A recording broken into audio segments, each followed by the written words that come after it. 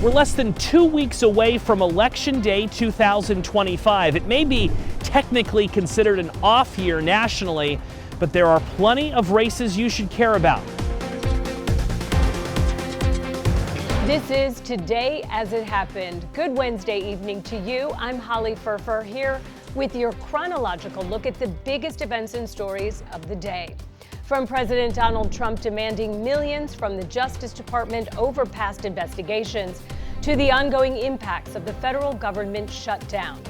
But first, our deputy political director gave us a preview of the biggest races of 2025 as Election Day grows nearer. 2025 is considered an off year when it comes to national elections. Control of Congress is not up for grabs, nor is control of the White House. But that doesn't make Election Day 2025 meaningless. In fact, in many parts of the country, it doesn't feel like an off year at all. The White House or Congress may not be on the line this November 4th, but Election Day 2025 is still full of drama. There are governor's races, mayor's races, state Supreme Court races, and even a redistricting contest that could impact the entire country. One of the biggest fights for Democrats and Republicans is the election for governor in both Virginia and New Jersey. In Virginia, it's former Democratic Congresswoman Abigail Spanberger against the current Republican Lieutenant Governor Winsome Earl-Sears. In New Jersey, it's another former Democratic Congresswoman, Mikey Sherrill, against Republican businessman Jack Ciattarelli. Both races are already historic. New Jersey's governor's race is the most expensive ever in the state, and Virginia is guaranteed to elect its first female governor. John McCarthy advises Democrats across the country. Amanda Woollishen-Glass advises Republicans. I think that people right now are looking for any indication about how the Trump administration is actually playing out with voters. Because 2024 was such a disaster for Democrats, do you think Democrats need to sweep all the big races in November? Well, Democrats need to do a lot of soul searching. In many ways, Abigail Spanberger and Mikey Sherrill present probably the best path forward for Democrats. It would be a pretty difficult thing for the Democratic Party to recover from losses in these places. Do you think this election is about President Trump, or is this about local and state issues? I think the Democrats are desperate to make it about anything other than the issues. And you just can't keep saying, well, no, Trump, Trump, Trump. It doesn't fly anymore. Last year, it was remarkable the amount of votes that the president received. Other races to watch this November include mayoral elections. According to Ballot Ready, this year over 5,000 mayoral elections are taking place, with many of them occurring this November. But the race in New York City has generated the most national buzz. Zohran Mamdani is the Democratic nominee and is taking on former New York Governor Andrew Cuomo, who's running as an independent. The Republican candidate is Curtis Sliwa. Because Mamdani is a self-described democratic socialist and is leading in the polls, the logical question, is Mamdani the future of the Democratic Party? I think it will have an impact. We potentially will have a socialist mayor of New York City. I don't know that for the future of the Democratic Party, New York is going to be that informative when it comes to, how do we win in tough places? And there are even more significant races happening this November 4th. In Pennsylvania, 3 state Supreme Court seats are up, and control could impact election rules in the swing state for years to come. In California, a ballot initiative on a redistricting plan to benefit Democrats will go before voters, potentially impacting control of Congress. Joe St. George, Scripps News Group, Washington. In the headlines this Wednesday, President Trump says the federal government owes him, quote, a lot of money for prior Justice Department investigations into his actions. He filed claims seeking about $230 million in damages related to the FBI's Mar-a-Lago search and the Russia investigation. The president says any decision on a payout would have to go across his desk. He suggested he could donate the taxpayer money or use it to help pay for a ballroom he's building at the White House. Another Russian drone and missile attack across Ukraine killed at least 6 people overnight. Russia fired 405 drones and 28 missiles, targeting at least 8 cities. A kindergarten in Kharkiv was hit while children were inside, although no kids were physically harmed. The attack comes as President Trump's peace efforts have stalled, with Russian leader Vladimir Putin refusing to budge on his conditions for a settlement.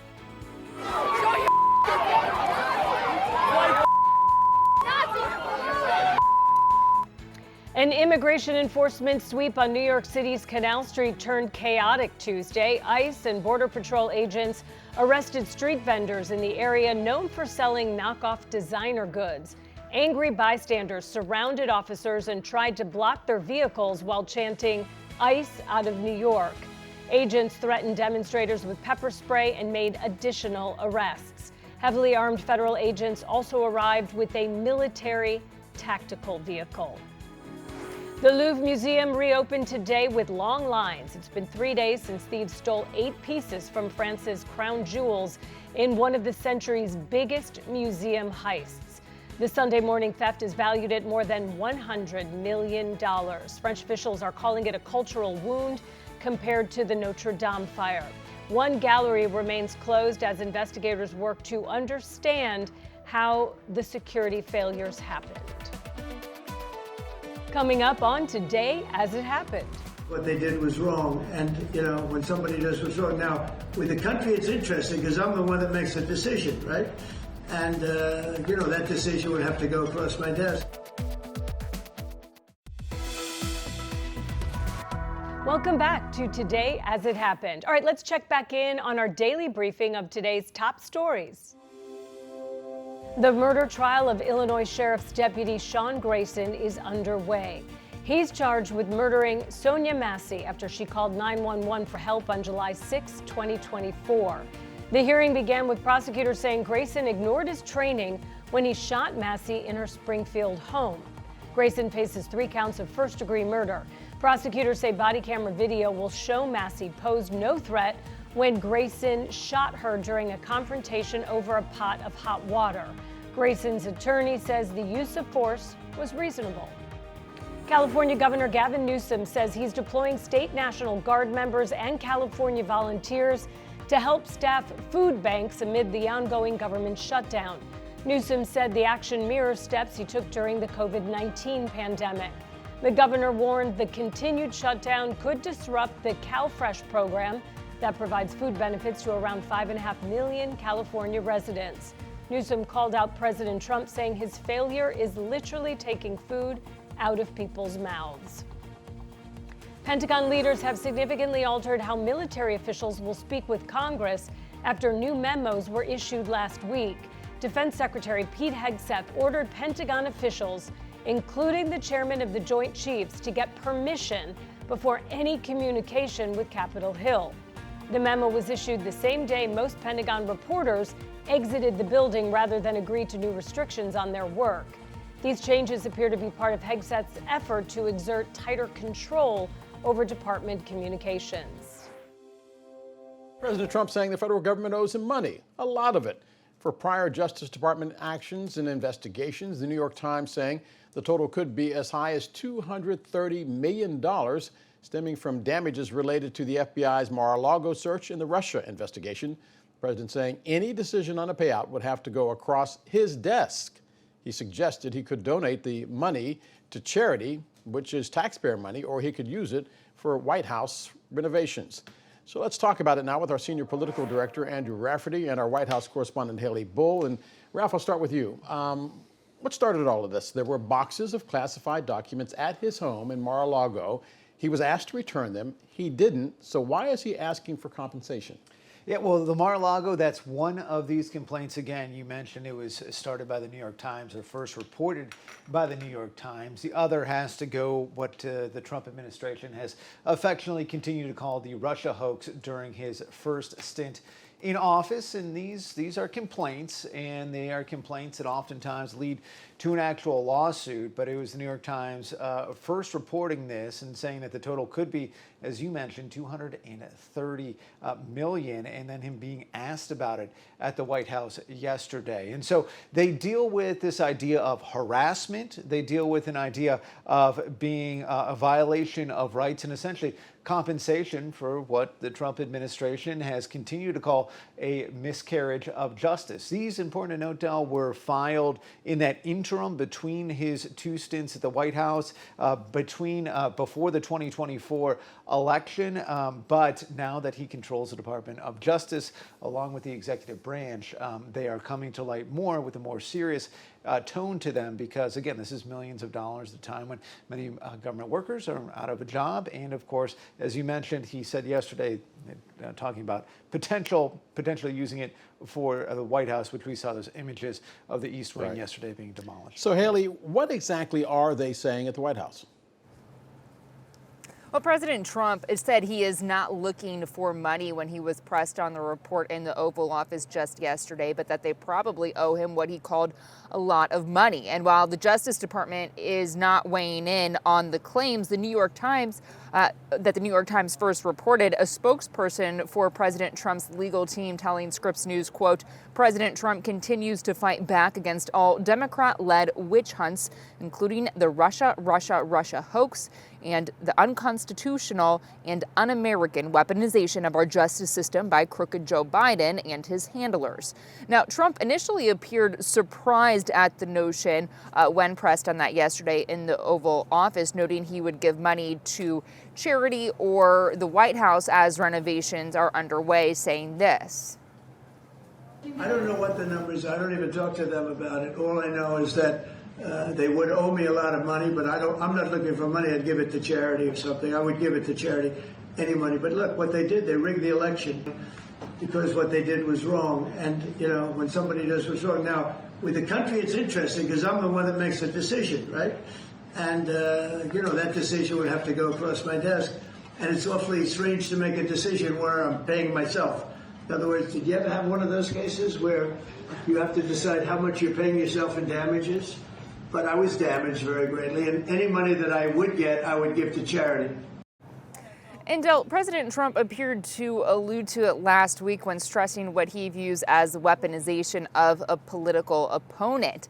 Last week, he noted his lawsuit, stating that when he took office, he was, quote, sort of suing myself, he told reporters. He went on to say, quote, how do you settle the lawsuit? I'll say, give me X dollars, right? And I don't know what to do with the lawsuit. So certainly this is a topic that the White House, the Justice Department, and President Trump's legal team are continuing to field questions on this afternoon.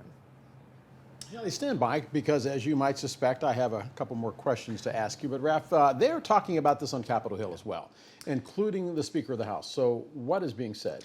Yeah, it is a tough position for any Republican on Capitol Hill right now, as they're often put in during Donald Trump's time in office, asking to react to these. But we heard from Mike Johnson earlier today, and he reiterated this idea that Trump was not looking for money, that he was going to give it to charity, and that, in the words of Mike Johnson, they attack him for everything. It is interesting to note that when it comes to the president's sort of history of giving to charity, it was in 2019 that he was actually ordered to pay about $2 million for misusing charitable donations for political purposes. And another Republican, Tom Tillis, who is somebody who's outgoing and has had his battle with the White House, most notably over the big, beautiful bill earlier this year, said the timing of this is just bad, as we are in the middle of a shutdown right now where you have hundreds of thousands of government employees not being paid. And on top of this idea of giving money to Donald Trump in the tune of hundreds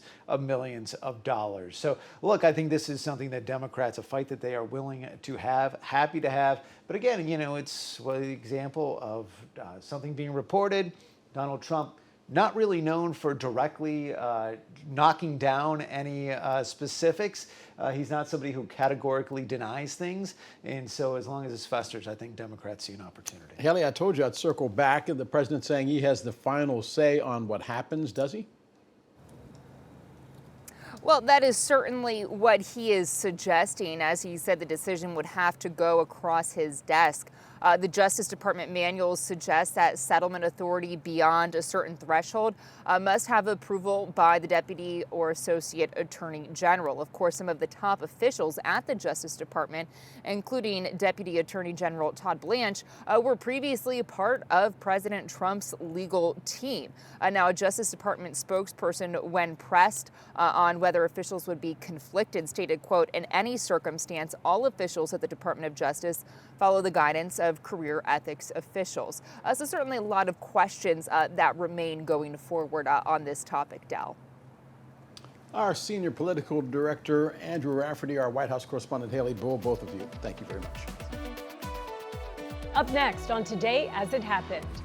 I'm John Matteries. Winter heating bills are expected to be up for millions of people. We'll show you some things you can do right now to keep those bills down. And later, tipping's a big part of life, but it's become ubiquitous in places that it doesn't necessarily need to be.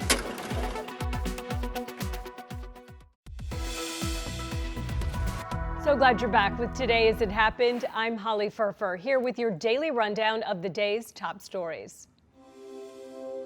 The most widely used COVID vaccines may boost some cancer patients' immune systems, helping them fight tumors. There's new research that shows people with advanced lung or skin cancer who got a Pfizer or Moderna shot within 100 days of starting immunotherapy lived longer. The mRNA molecule that powers those vaccines appears to help the immune system respond better to cutting-edge cancer treatment. Researchers say the vaccine acts like a siren to activate immune cells.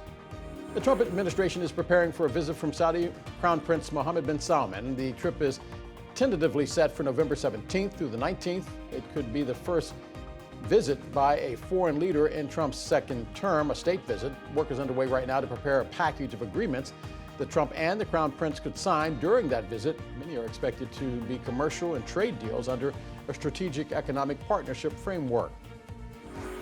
NFL Commissioner Roger Goodell saying the league has not thought about dropping Bad Bunny as the Super Bowl halftime act. He says the league is accustomed to getting blowback for its entertainment choices, given the size of its fan base.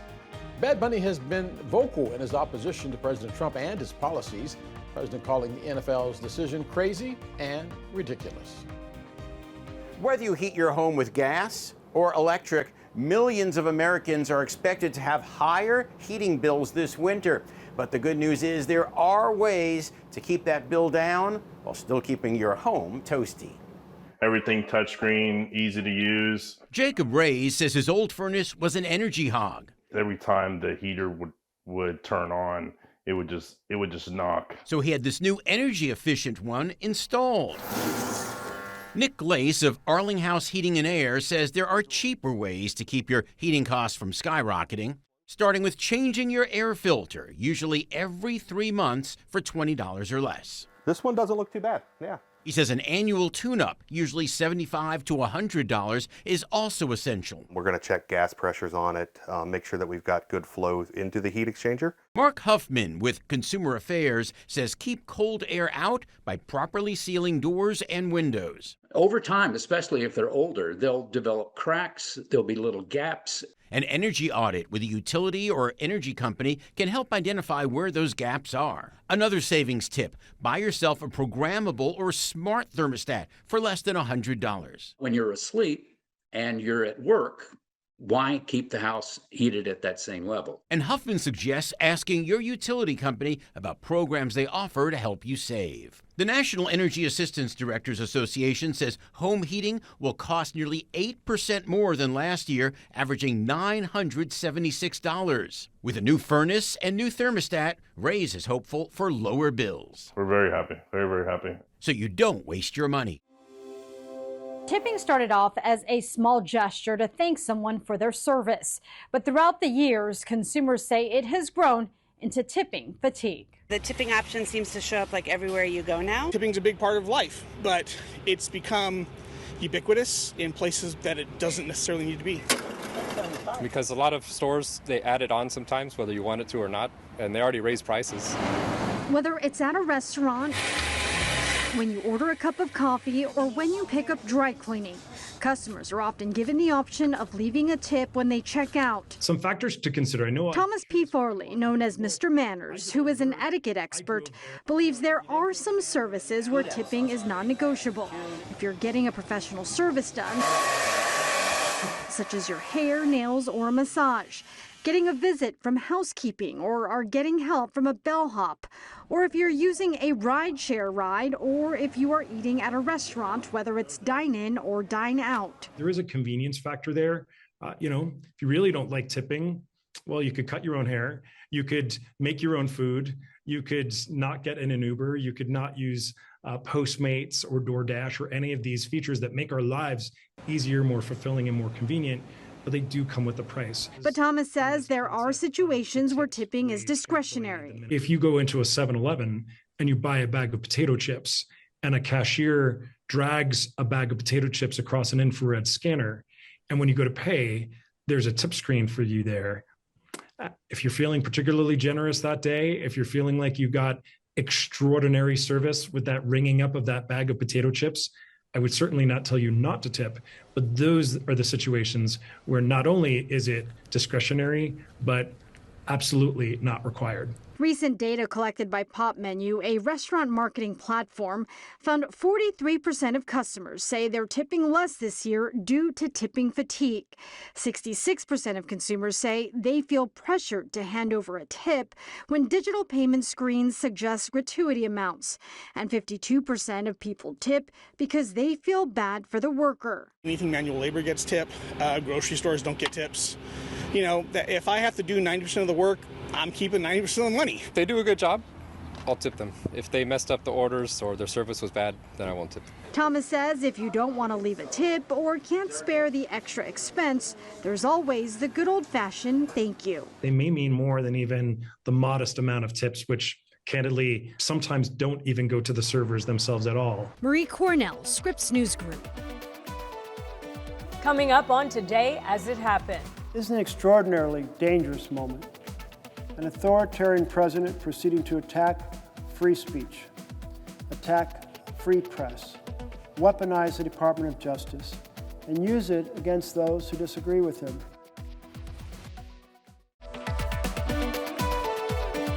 You're watching Today As It Happened, Scripps News rundown of the biggest events and stories of the day. So let's get to it. I've come to the Senate floor tonight to ring the alarm bells. We're in the most perilous moment, the biggest threat to our republic since the Civil War. President Trump is shredding our Constitution. President Trump wants us to believe that Portland, Oregon, in my home state, is full of chaos and riots, because if he can say to the American people that there are riots, he can say there's a rebellion. And if there's a rebellion, he can use that to strengthen his authoritarian grip on our nation. I'm not listening. I don't know what he's saying. I think it's purely performance art.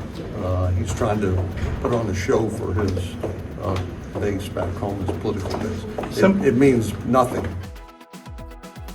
Today, Senate lawmakers will hold a 12th vote on a House-passed funding bill to reopen the government.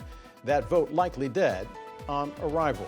Scripps News congressional correspondent Nathaniel Reed live on Capitol Hill right now. And Nate, has the standoff changed anything at all?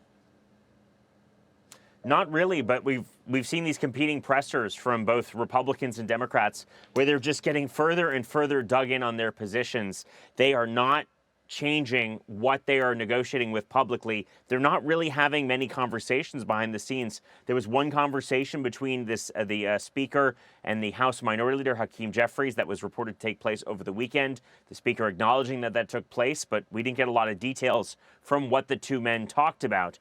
That being said, this shutdown is kind of largely in the same place that it's been for the last, 21 days, 22 days. There's no conversations. There's a big question of when federal workers are going to get paid. There's an expectation that at some point today, they will vote on trying to pay some of the workers who've been deemed essential, who've been working since this shutdown began. That vote, though, expected to be blocked by Senate Democrats who want to pay all federal workers, not just the ones who've been deemed essential, including, of course, they want to pay the furloughed workers as well. I want to show you live pictures of the Senate floor. The Senate Minority Leader Chuck Schumer asking a kind of lengthy question of Senator Jeff Merkley, the Democrat from Oregon, who's been speaking now for over 20 hours on the Senate floor continuously in protest of the Trump administration and, of course, of this lack of negotiation over these Affordable Care Act subsidies. We're hearing from Democrats across the spectrum, and they remain as dug in as ever. Here's House Democratic Leader Hakeem Jeffries, who just spoke in the last few moments. Our position is not about strategy. Mike Johnson and the Republicans keep talking about strategy. What we're focused on as Democrats is making a difference in the lives of the American people. Because the American people deserve better than what they've gotten from Donald Trump and extreme MAGA Republicans who haven't made their life better. They've made their life worse. Their life has become more expensive. That's why our position continues to be, come to the table, let's reopen the government, let's enact a bipartisan spending agreement that makes life better for the American people, and let's address the healthcare crisis that's devastating people. And look, Del, we do not know when this thing will end. It largely has been a stalemate since this began on October 1st. This government shutdown not appearing to end anytime soon. That as Democrats have taken to this marathon speech on the Senate floor, again, in protest of the fact that Republicans are not willing to sit down and meet with them on these expiring Affordable Care Act subsidies, which will expire at the end of the year. If they do, millions of Americans could lose their health insurance. Like I just said, that's the Senate Minority Leader Chuck Schumer asking a drawn-out question of Senator Jeff Merkley, who's been holding the Senate floor now for over 20 hours, almost 21 hours, quickly approaching that 25-hour record set by his colleague Cory Booker, the Democrat from New Jersey. Nate, there's also action taking place away from Capitol Hill on the state level. North Carolina becoming the latest state to basically redraw its maps for congressional races. That's right, Del. North Carolina pushing to remove one Democratic district from the state. That, as many Republican states have looked to redistricting, somewhat at the behest of the White House, to try and at least give Republicans a better chance of holding their narrow majority in the House of Representatives in the 2026 midterm elections. Now, the clock is running out for them to be able to do this, but it's not just the state of North Carolina. We saw this happen in Texas first. This has been happening in a number of states. Democrats trying to do the same thing in California right now, putting a special referendum to voters this election day to try and get them to approve a proposition that would allow state Democrats to redistrict the state of California, remove some Republican seats, again, to compensate for some of the seats that Democrats are losing in Texas, in now North Carolina. The one place, though, that there have been these unsuccessful efforts so far to try and redistrict, the state of Indiana. This was an early target of the White House. Earlier today, the Indiana State Senate Majority Leader telling Scripps News Indiana in a statement that the Scripps News Group, that they don't believe they have the votes to redistrict in the state of Indiana. Governor Mike Braun, the Indiana Republican, responding to that statement from his own Senate Majority Leader in just the last couple of moments. Scripps News Group was there. Take a listen. It's got to happen soon if we're going to do it. There's been a lot of jawboning from the White House with senators especially, so we're getting close. But when you look at all the compelling reasons, I think that case is sinking in. And I always cite our closest counterpart, population-wise, is Massachusetts, and they've been, totally blue with 9 congressional districts for I don't know how long. So I think all that's coming into play. I wasn't going to do it with a heavy hand. I wanted to make sure that the case is being made, and we're getting very close. And Del, that sound coming to us in literally just the last couple of seconds here on Capitol Hill from our partners in the Scripps News Group in Indiana. So again, Indiana, a state where redistricting has proven to be more difficult for Republicans who are trying to eliminate the 2 Democratic districts in that state, again, to try and juice their odds going into the 2026 midterm elections. I do want to note, though, Indiana is a state where the governor, Mike Braun, has been very forthcoming about the pressure, he says, is coming from the White House on this to try and lead this redistricting effort to get these Republican states to change their maps to be more favorable to Republicans. Again, he's kind of spoken out, unlike many other governors, about just how much the White House is driving this effort to try and change these lines of these congressional districts going into the 2026 midterms, Del. Yeah, kudos to our colleagues in Indiana. Scripps News congressional correspondent Nathaniel Reed on Capitol Hill. Nate, as always, thank you. Up next on Today As It Happened. All of these cases and investigations that were brought with adequate cause and with judicial oversight. There's absolutely no allegation there was wrongdoing.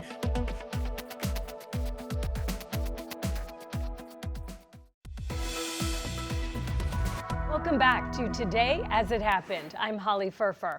Okay, let's jump right back into our rundown of the top stories of the day.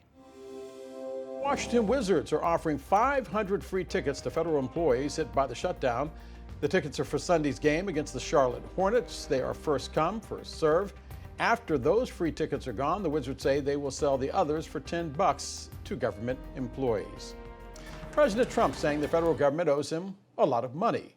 Millions, in fact, for past DOJ investigations into him. He says he has taken action to claim more than $200 million from the taxpayer till. Scripps News national correspondent Alex Miller is live in New York City. And Alex, unprecedented is something we say way too often these days, but this situation is so unusual, experts say it raises ethical concerns. They do. They say this has never happened before, and it was difficult to answer some of the questions because they had no precedent for it. The president is asking for money from his own Department of Justice related to investigations that happened during his first term and before he was reelected. President Trump seeking hundreds of millions of dollars in damages from the Justice Department, according to reporting from the New York Times. The president reportedly seeking compensation for federal investigations into him over Russia's alleged interference in the 2016 election and the FBI's search of the president's Florida home in 2022 for classified documents. But multiple legal ethics experts told Scripps News there are major concerns that the DOJ officials who could oversee potential damage payments may be the same attorneys who have represented him in the past. I think we have huge ethical concerns here with this claim, because the claim is being made by President Trump to his own Department of Justice, where his private lawyers still work. Todd Blanche is one of those lawyers. He led President Trump's legal team in the classified documents case and now serves as the Deputy Attorney General at the DOJ. It would be Blanche or the Associate Attorney General Stanley Woodward who would decide the settlement according to DOJ guidelines. Woodward represented Trump's co-defendant in the documents case. In a statement, the DOJ said, in any circumstance, all officials at the Department of Justice follow the guidance of career ethics officials. But the president appeared to acknowledge the potential conflict on Tuesday. That decision would have to go across my desk, and it's awfully strange to make a decision where I'm paying myself. Richard Painter served as President George W. Bush's chief ethics lawyer and says if this moves forward, a neutral arbiter would be needed. There absolutely needs to be a third party, a neutral party that looks at this matter to determine if Donald Trump has any claim against the United States government.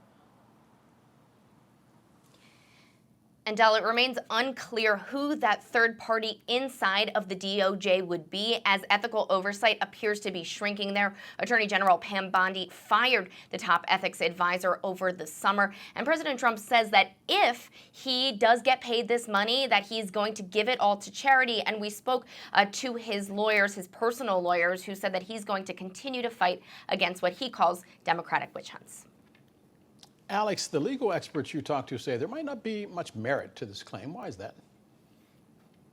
Well, the main reason they said is because these cases never saw the inside of a courtroom. In fact, one of them never technically was a case. The 2016 investigation into Russia's involvement, that never materialized into an indictment. Robert Mueller, the special counsel, wrote in his report that he could not indict a sitting president. And the other case, the documents case, that was thrown out once President Trump was reelected. And looking at that case specifically, one of the legal experts we spoke with said that there were legal warrants that were obtained for the search on the Mar-a-Lago property. So it's not like they necessarily didn't go through the ethical channels that would warrant him to be repaid.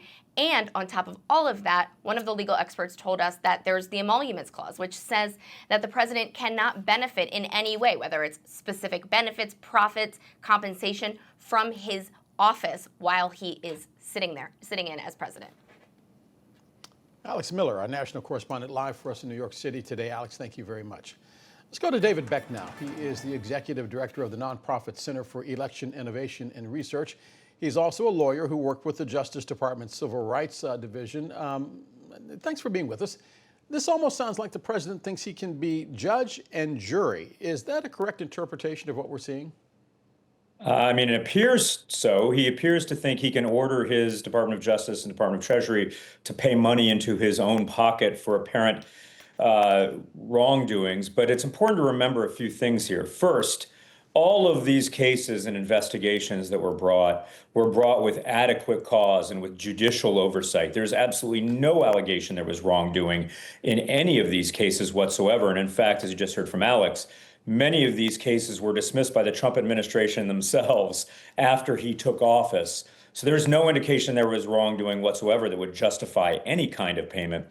Second, while the Supreme Court did create this new near blanket immunity for the president in criminal proceedings last summer, providing a roadmap perhaps for a lot of what we're seeing, that immunity does not apply to anyone who he orders to do things. We've heard that there are people in the Department of Justice who are reviewing it. If they commit any kind of fraud against the United States, they would still be liable for that at some point. And similarly, any civil liability could still be there. So if there was some indication that there was an effort to defraud the federal government, the people of the United States, by taking money from the Treasury that a president was not entitled to, there could be civil liability. And as you also heard, a really important point about the emoluments clause, where the founders said a president should not receive financial benefit from being in the presidency. And while the courts to date have not given that much teeth, we've also never seen a president attempt to literally reach his hand inside the U.S. Treasury and take money out and put it in his own pocket. Mr. Becker, there is a $400 million Boeing 747 that has been gifted to the government from Qatar. Now we're talking about $230 million, and as you said, reaching into the Treasury to take it from the American taxpayer. My question to you is, as someone who worked at Justice, if there's nobody at Justice to sue, if there's nobody at Justice to investigate, who are the cops in this case? Yeah, it's a really good question. The Department of Justice has been decimated in the last 9+ months. The Civil Rights Division, many other divisions have lost a ton of lawyers and so much experience in enforcing the law and protecting the American people. And as you also just heard, while the Department of Justice says it will be reviewed by career ethics lawyers, there aren't many career ethics lawyers left. David Becker is the Executive Director of the Nonprofit Center for Election Innovation and Research. Mr. Becker, thanks for being with us. Coming up on Today As It Happened. It's a typically stoic culture, right? There's a lot of pride with the work that people do, and it typically is male-dominated, and that's a toughness, that's valuing of toughness in the industry, right? So sometimes that's great for other places, but sometimes can be difficult when it comes down to talking about how you feel.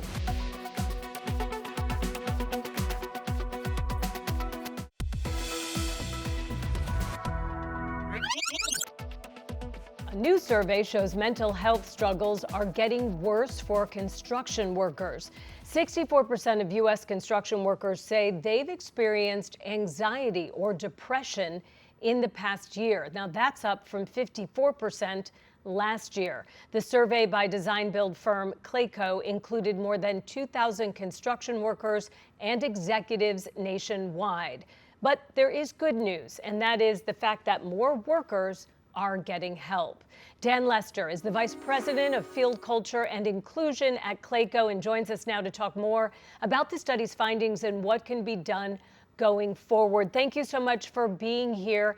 To begin with, can you give us more details about the study? For instance, when it comes to men versus women, or which age group might be facing these mental health challenges the most? Sure. Thank you for having us on this morning, Holly. It's really interesting about the data that we're seeing. A lot of the generations that are kind of mostly infected by these numbers are the millennials and then the Gen Zs. I don't think that's anything surprising with what we know about those groups and how they feel. But, no matter what you say, I think everybody on our job sites is dealing with some of the same challenges with some of the natures of being away from family and traveling and just the hard nature of the work. So some of those factors start to come into the kind of the piece where you really start to look at how workers are affected by the conditions that we work in. Yeah, so let's talk about that. Why is mental health such a taboo topic in the construction field, and what are some of the factors that may be causing some of this anxiety or depression? Sure. It's a typically stoic culture, right? There's a lot of pride with the work that people do, and it typically is male-dominated, and that's a toughness, that's valuing of toughness in the industry, right? So sometimes that's great for other places, but sometimes can be difficult when it comes down to talking about how you feel, what's going on, because those things can be sometimes viewed as signs of weakness. You mentioned millennials and Gen Z, that they are more likely to report how they're feeling. Is that sort of maybe a sign of the generation that is more open to talking about feelings? And we know that therapy used to be a taboo topic once upon a time, but now that more people are saying, look, this is actually healthy. Yes, the millennial group is probably the largest population in the workforce right now. So they have different needs and wants than the baby boomers and the Gen X that came before them. So it's time for us to really start looking at how we can do it. But here's the positive thing: while many folks have the numbers are up as far as those who are reporting having issues, the numbers are also up at about 10% from last year for those who are actually seeking help for their issues and those who are getting some sort of medication for those issues. So the positive thing is that while those folks are talking about it, they're also receiving some of the supports and benefits needed to get there. Looking at your study, I found a statistic interesting that executives in the industry admitted that those who come to them with mental health issues were less likely to be assigned to important tasks and perhaps more closely monitored. Why is that? I think sometimes it's just a natural thing when people report. You want to kind of cover yourself from issues. It could be well-meaning, right? You definitely want to support folks and make sure you're paying attention. What we don't want to see is negative retaliation. And some of the studies show that, there is some level of folks who are getting support that receive, about 37% of those folks said they received some sort of discrimination or retaliation for reporting or saying that they needed help. And that's what we really have to use this data to really find and support. And so that's what Clayco is doing. We want to really use this data to try to find a way to create a psychologically safe environment where we reward vulnerability and we make it easier for people to come forward and say what they need and that they need help, and that we find a way to get them the support they need without the fear of losing their job or not having a meal for their families tomorrow. Yeah, does it concern you that hearing these statistics and finding out this information that people who need help the most won't get it for fear that their jobs or careers might be negatively affected? Well, I think that what we have to do is change that narrative, right? I think the more we talk about it, more people will come forward. Then we have to kind of put the programs and policies in place that make sure that when people speak up, it's a safe place, and that we have some sort of return to work policy. We work on recovery-friendly workplace initiatives and find ways to support those folks that when they come back, they can come back in a healthy way, in a positive way, and hopefully and fully supported by their teams so they can reenter and be fully engaged. And so overall, what is this telling you? What is all this information giving you, and what's the message? Well, the message is, and I'm excited about our partnership with the National Alliance for Mental Illness, NAMI, because they're going to really help us kind of create some co-branded resources that are specific for construction with the nature of psychological safety and how we support each other at work and what we can do that's going to make a meaningful and lasting impact. And we hope the industry adopts this and takes this information and uses it so they can better serve their folks on their job sites, because we are all in this together and we need folks to be able to come to work safely and go home the same way that they came. Absolutely. Dan Lester, Vice President of Field Culture and Inclusion at Clayco, thank you for joining us. I'm Holly Furfer. We hope you have a great Wednesday night.